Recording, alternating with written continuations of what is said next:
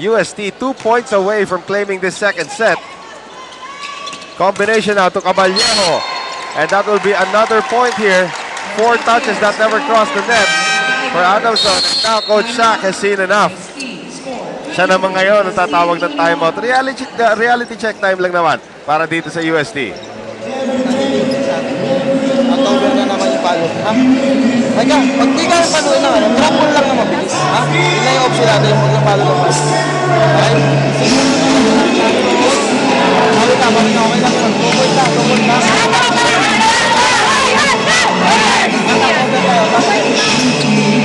Kung si Coach Minerva kanina was pleading with her team, so si Coach Shaq nagre-request lang naman. Oo nga.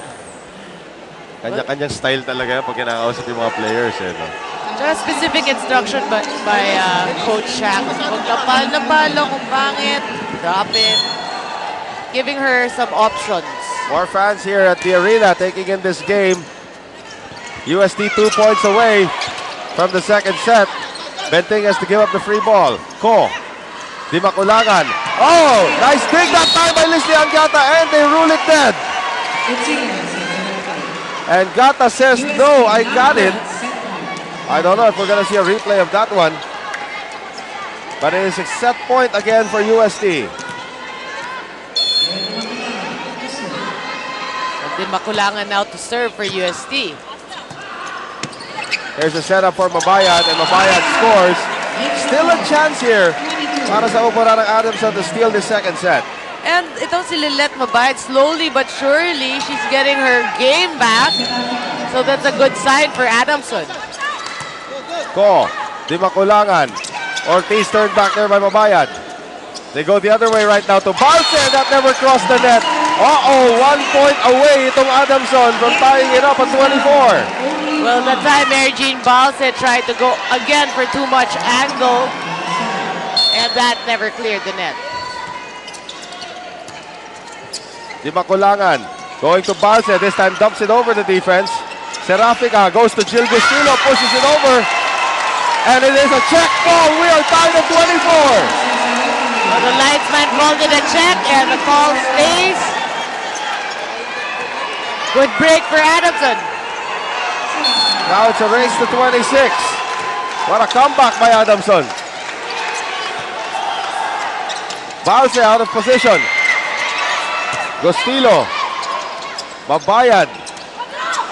Di Makulangan, back set. Here comes Balse. Turns back by Lilette Mabayad. But it was in the court of Adamson. A point for UST.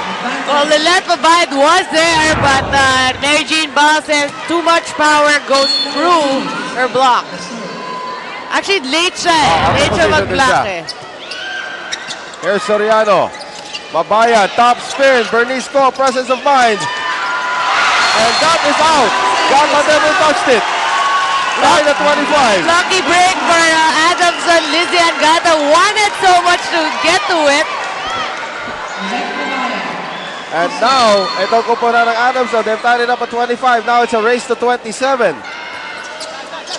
Nice serve by Mabayad. Adamson has set point. Timeout UST. And it looked like UST was 4. They were up by 4. Let's listen to Coach Shaq. Sagay nyo muna sa receipt kasi tayo matake. Papabagal na po, nakabagal din ang ball.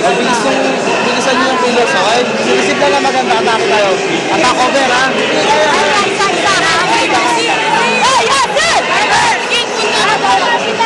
Tama naman. I-receive nyo muna bago kayo matake. They're already going into attack mode without even receiving the ball correctly. That's right, back to basics. You have to receive first to get a good play. But like I said, UST shouldn't relax. They did, and now Adamson is barking at them.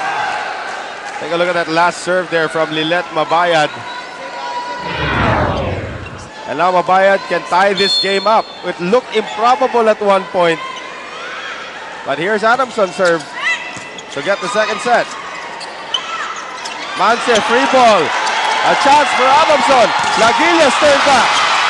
Laguillas sets up Paulina Soriano. Curato is there. Di Makulangan, cross court. Caballejo.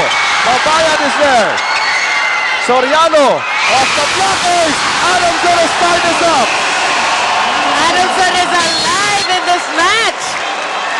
to 25 after Adamson was down by 4. USD 2 points away from the second set. And our shake and play will show how simple the game of volleyball can be. It doesn't have to be all power. Sometimes you have to use your brain. And Paulina Soriano proves that by giving the second set to Adamson 27-25.